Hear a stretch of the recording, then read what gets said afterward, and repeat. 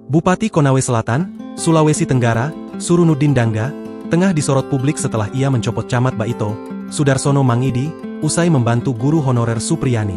Supriyani adalah guru honorer yang kini berhadapan dengan hukum setelah disebut memukul anak seorang anggota polisi.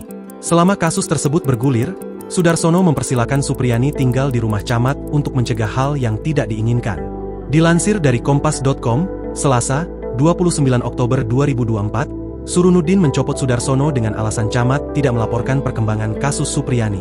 Lantas, siapakah Surunudin yang mencopot Camat Baito? Berikut profil dan harta kekayaannya. Merujuk laman resmi pemerintah Kabupaten Konawe Selatan, Surunudin lahir di Pudai, Kendari, Sulawesi Tenggara pada 15 Maret 1954. Sebelum menjadi bupati, Surunudin pernah bekerja sebagai pegawai negeri sipil pada 1975 hingga 1997 untuk terjun ke dunia bisnis dan politik.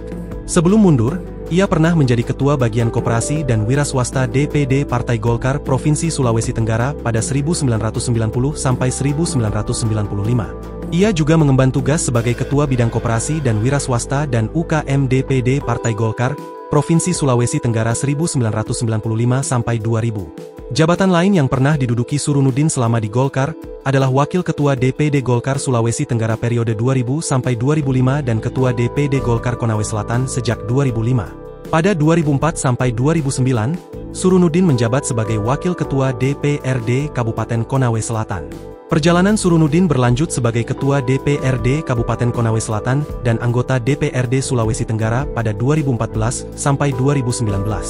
Di luar politik, Surunudin menjadi Ketua Umum Kamar Dagang dan Industri Sulawesi Tenggara periode 1994 sampai 2004, anggota Dewan Lembaga Pengembangan Jasa Konstruksi pada 2000, Dewan Pengurus Indonesia Marketing Association Sulawesi Tenggara, hingga Komisaris Utama PT Aksan Raya Group Kendari. Merujuk laporan harta kekayaan penyelenggara negara 2023, Surunudin Dangga memiliki kekayaan sebesar 43 miliar rupiah.